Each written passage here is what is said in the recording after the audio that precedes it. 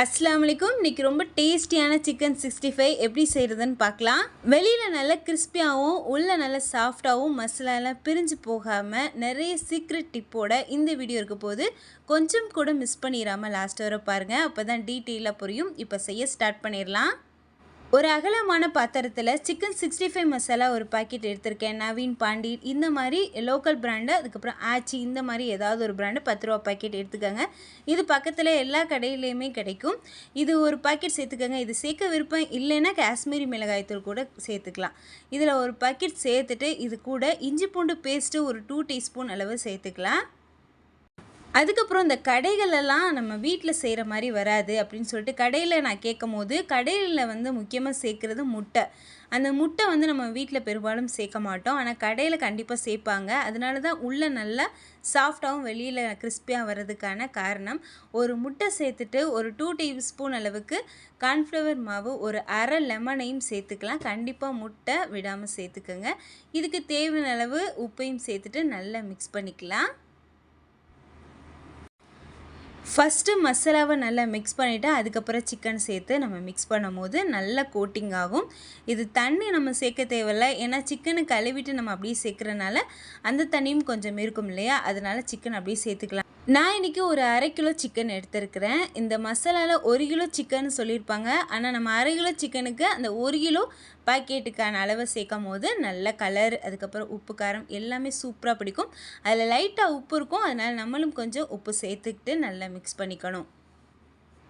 இதுக்கப்புறம் பொரிக்கிறதுல தான் மெயினான கைப்பக்குவமே இருக்குது. இந்த மாதிரி நல்லா மிக்ஸ் பண்ணி உடனே நம்ம பொரித்தாலுமே நல்லா உப்பு காரம்லாம் இறங்கியிருக்கும். ஊற வைக்க தேவைப்படாது. ஏன்னா இதில் நம்ம முட்டை பைண்டிங்க்கான அந்த கார்ன்ஃப்ளவர்லாம் சேர்த்துருக்கனால. இருந்தாலும் நம்ம 10 நிமிஷம் ஃப்ரிட்ஜில் வச்சு ஸ்டோர் பண்ணி எடுக்கும் போது இன்னும் நல்லா உள்ள வரைக்கும் டேஸ்ட்டு நல்லா மசாலாலாம் இறங்கியிருக்கும். அதுக்கப்புறம் எண்ணெயை அடுப்பில் காய வச்சுட்டு அந்த டைமில் எப்போ பொரிக்கிறோமோ அப்போ எடுத்து இன்னும் ஒரு 1/2 டீஸ்பூன் அளவுக்கு கார்ன்ஃப்ளவர் சேர்த்துக்கலாம். இது சேர்த்து நல்லா மிக்ஸ் பண்ணிக்கணும். இது பார்த்திங்கன்னா எப்பப்பெல்லாம் நம்ம பொரிக்கிறோமோ அப்போல்லாம் இந்த கார்ன்ஃப்ளவர் சேர்த்துக்கணும். சில டைம் ஃப்ரிட்ஜில் வச்சுட்டு அடுத்த நாள் அதுக்கடுத்து நல்லா பொரிப்போம் இல்லையா, அந்த மாதிரி ஃப்ரிட்ஜில் வச்சுட்டு பொரிக்கும் போது எப்பப்பெல்லாம் எடுத்து பொரிக்கிறோமோ அப்போல்லாம் கொஞ்சம் கார்ன்ஃப்ளவர் சேர்த்து மிக்ஸ் பண்ணிவிட்டு பொரிக்கும் போது நல்லா கிறிஸ்பியாக நம்மளுக்கு கிடைக்கும். அந்த எண்ணெயில் மசாலா பிரியாமல் இருக்கும். எண்ணெய் நல்லா ஹை ஃப்ளேமில் இருக்கும் போது இந்த சிக்கனை நம்ம சேர்த்து நல்லா பொரிக்கணும். அதுக்கப்புறம் நம்ம ரொம்ப புகை வர மாதிரி இருந்தால் மட்டும் அடுப்பை மீடியம் ஃப்ளேமில் வச்சு நம்ம ஹை ஃப்ளேமில் மாற்றணும். ஸ்டார்டிங்லேயே ஹை ஃப்ளேமில் இல்லாமல் மீடியம் ஃப்ளேமில் இருந்துச்சு அப்படின்னா நம்மளுக்கு சிக்கன் அவ்வளோ கிறிஸ்பியாக இருக்காது. அந்த மசாலா ஃபுல்லாமே எண்ணெயில் போகிறதுக்கு வாய்ப்பு இருக்குது.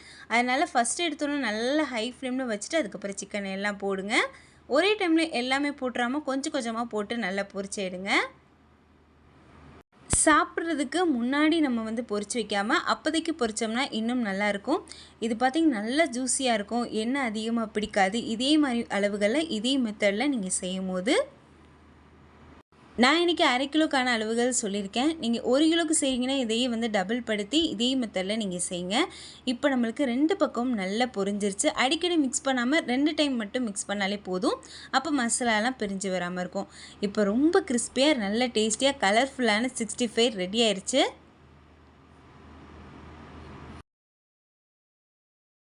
இப்போ நான் பிச்சு காமிக்கிறேன் பாருங்கள். நல்லா சூடாக இருக்குன்றனால கையில் வச்சு ஒரு கையில் பிக்கும்ல, அதனால் 2 கையில் பிச்சு காமிச்சிருக்கேன். உள்ள வரைக்கும் நல்ல மசாலா இறங்கி ரொம்ப பர்ஃபெக்டாக வந்திருக்கு. அவ்வளோதான், ரொம்ப டேஸ்டியான சிக்கன் 65 ரெடி.